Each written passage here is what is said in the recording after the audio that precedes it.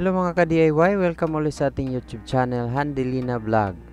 Meron tayo ditong Acer na laptop. So, ang problema nito ay broken na yung screen or LCD screen. So, when i-press natin yung power button, ayan, makikita natin na basag talaga yung LCD. So, sa video na ito, ipapakita natin kung ano ang tamang paraan para mag-replace ng LCD sa laptop. So, meron tayong dapat mga tandaan. So, ibibigay ko yung tips at tunghayan ang video para malaman ninyo kung paano.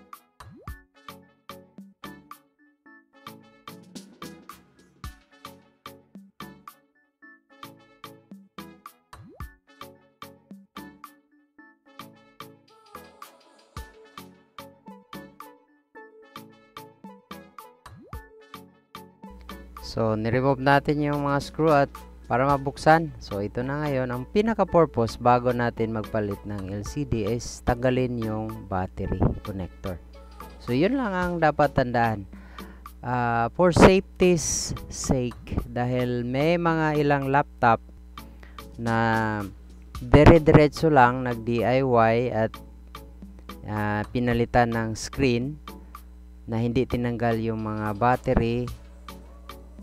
So, ang mangyari ay posible na magkaroon ng short circuit or magkaroon ng problema dahil yung battery ay nagsusupply pa rin ng voltahe. And then, once na tinanggal yung LCD, magiging sanhi ito ng tuluyang pagkasira ng laptop. So, since natanggalan natin yung battery connector, so wala nang supply, so dahan-dahan din kapag mag-handle ng LCD. So, katulad nito, ang laptop na ito, notice ko na yung kanyang hinges ay may problema. So, next na gagawin natin ay i-remove muna yung plastic na cover at saka dahan-dahan pa rin. So, ito pala yung ating ipapalit na stock natin na LCD. So, meron tayong nabili kasi and then saktong-sakto dito. So, remove muna natin ito ng dahan-dahan dapat yung pagtanggal ng cover, plastic cover sa ating LCD. So anyway, alam natin na basag na yan pero dahan-dahan pa rin dahil kapag nasira yung ating plastic cover nahihirapan din tayo. So next ay yan, tatanggalin muna natin yung mga maliliit na mga tornilyo or screws. So dahan-dahan pa rin. Anyway, kapag nagre-replace talaga ng LCD screen, kailangan ay hindi mabilisan. So, yun lang kanina siguro nakikita ninyo yung sa kanina ay nag-fast forward lang tayo dahil napakadali. Pero wala naman talagang dapat na idahan-dahan doon kasi it's only pag-remove ng mga screws. So, nag-speed up na lang tayo. So, ngayon ay ni-remove natin ito, yung mga screw. Dahan-dahan pa rin. dahil kapag natuluyan yung hinges kasi meron ng konting problema. So once na makikita na natin, andyan na, meron tayong 30 pin connector. Dahan-dahan pa rin yung pag-remove. So meron siyang plastic na nakadikit. So using the tweezer, pwede natin yang dahan-dahan na i-remove yung pagkadikit. At saka pa lang itanggalin. 30 pin connector. So ito yung nasira. So papalitan natin ngayon ng bago, yung stock. Meron tayong stock ito. So meron pang warranty sticker. Ayan. So ganyan yung dapat gagawin. Ibalik natin yung kanyang connector. At dahan-dahan pa rin kasi kapag hindi tayo nag-careful, baka masisira din yun yung connector. So ayan, meron pang cover sa screen. Ayan, meron pa yung cover na maliit na plastic, pero mamaya na natin tatanggalin. Bago natin isauli, kailangan talaga i-test kung talagang nagwo-work ba yung ating pinalit na LCD panel. So kailangan lang talaga mag-testing. So pressing the power button, wala tayong nakita. So siguro ay hindi maayos yung pagka-insert kasi nakita natin is hindi level yung kanyang hinges. So siguro kailangan lang muna nating ibalik yung mga protection kasi para iwas na rin kasi yung hinges dito sa left side parang hindi maayos. So mag fast forward na lang tayo para mabalik natin.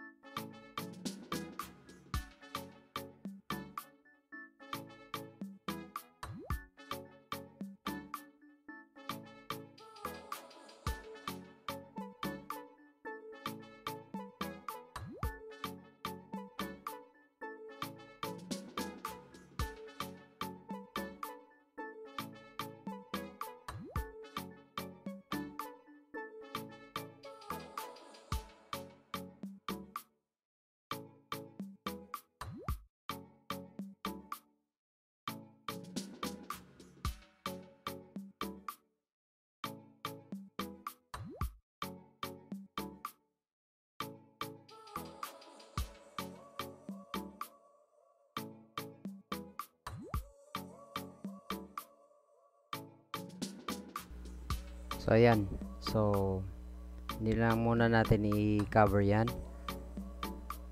Meron pang isa dito yung sa kanyang optical drive na cover, pero po pwede na rin na mamaya na lang, at least na balik natin yung kanyang pinaka cover at saka yung hinges na ayos natin. Dahan-dahan pa rin.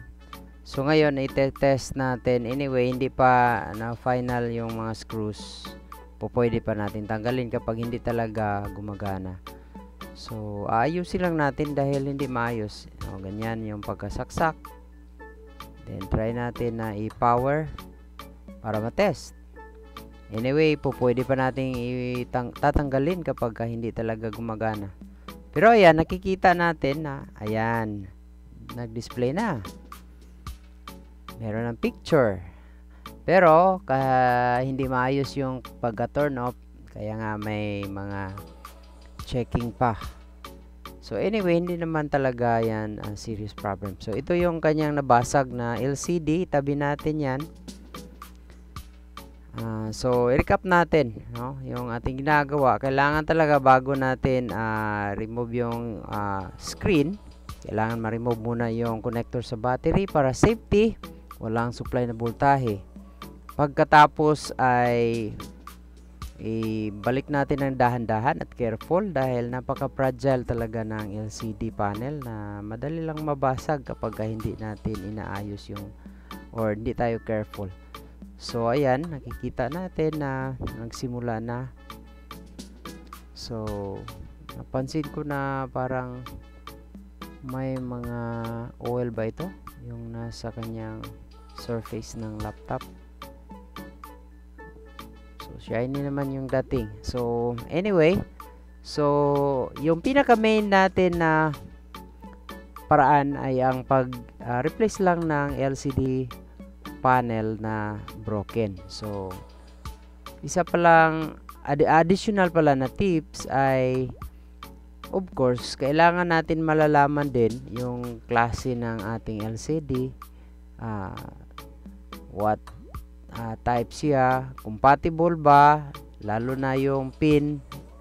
Meron kasing 40 pins at 30 pins. So sa laptop na ito, we are fortunate na meron tayong stock na 30 pins at compatible talaga. Kaya nga napalitan kaagad natin. So last na nating stock ito at mag-order na naman tayo uli para meron tayong reserve in case na may mga immediate talaga at madali ang pag fix kagaya nito na sa tingin ko ay kinakailangan talaga na magamit. So ayan, nagsimula na nag-load. So hindi na natin i-change yung kanyang operating system dahil gumagana pa naman, although medyo lag siya, pero ayan, naayos naman yan. So at least successful yung ating pag-replace sa broken na LCD ng Acer laptop. So tandaan yung mga tips na binibigay ko. Sana makatulong.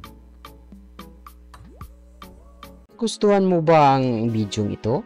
I-click ang subscribe button, i-like and share din sa iba. At i-click ang notification bell para laging updated sa mga videos dito lang sa ating YouTube channel, Handelina Vlog. Maraming salamat sa panunood. Hanggang sa muli!